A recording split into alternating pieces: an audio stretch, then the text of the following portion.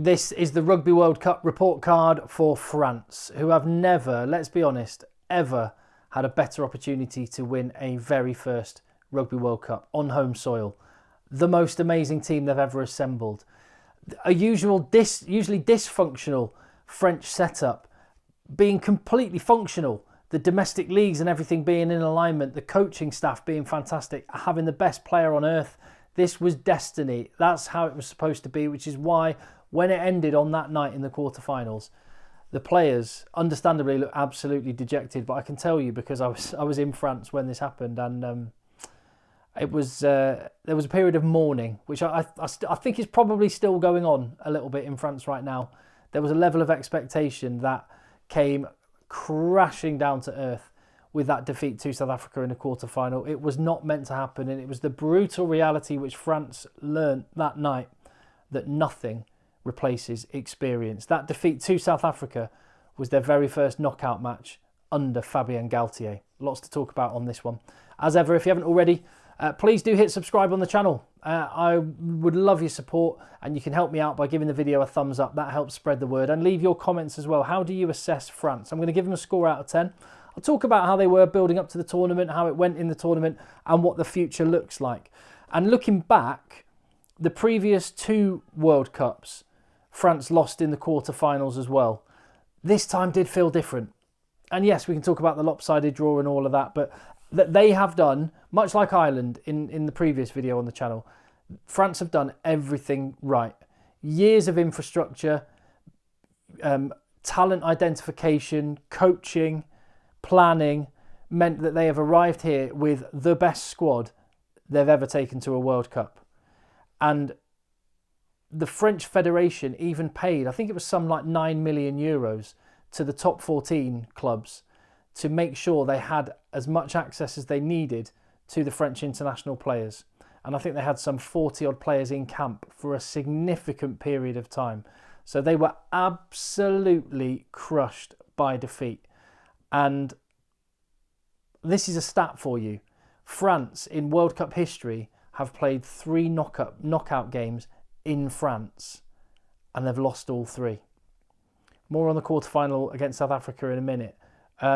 Before the World Cup, and you can see how well the game started for them then, and how well things were going after that opening night against New Zealand. Before the World Cup, France had 1 defeat in 17 games coming into it. That was against Ireland in February.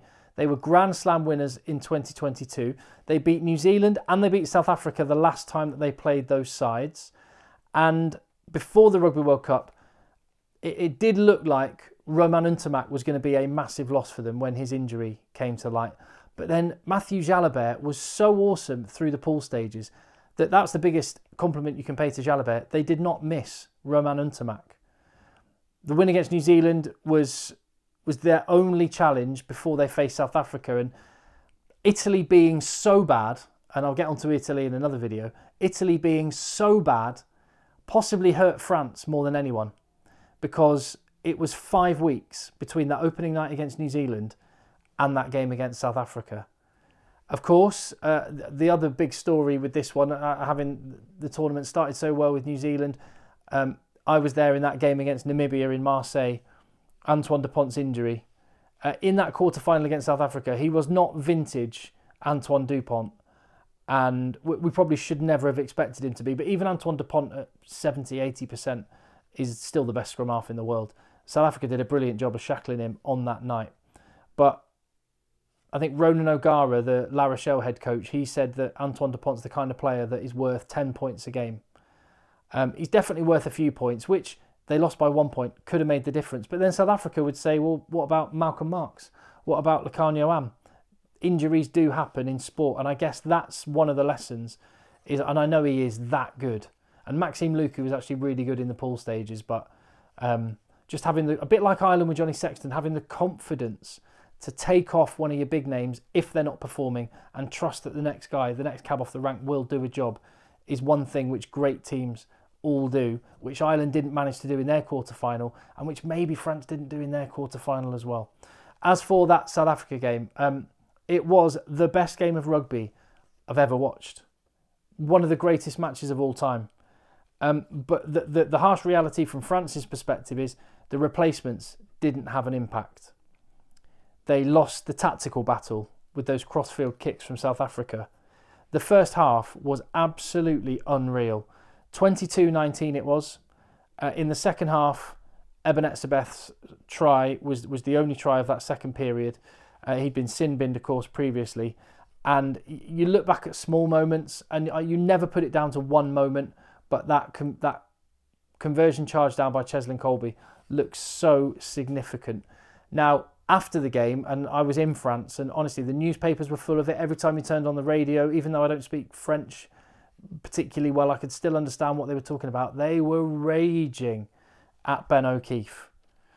Fabien Galthié, to be fair to him, was much more measured. Antoine Dupont, I think, showed a bit of a lack of class after the game. They were complaining about the alleged slap down near the line from Eben Etzebeth. Personally, I thought that was the correct call, or at least it was so marginal that it doesn't really, you can understand whichever way it went. That was a big moment. They were 7-0 up at the time. They could have gone out to 12 or 14-0 and it went back to 7-7, but I think that was fine. And I think South Africa were just surgical in attack. They had composure where France didn't. And I talked about it on the Ireland video. South Africa's experienced heads, I've talked about it in previous videos on the channel, the experienced heads that South Africa had on the field made the difference. They won 3 games by a single point. France have lost 3 out of their 4 quarterfinals by a single point. And on the day after, I remember making a note of this, the La Dauphine in France used the headline, "The Cemetery of Illusions," which I thought was very kind of poetic and French.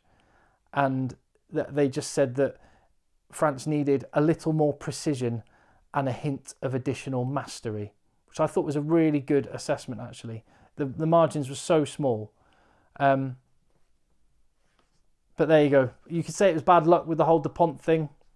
I would, if I was grading France, I would give them a 6 out of 10.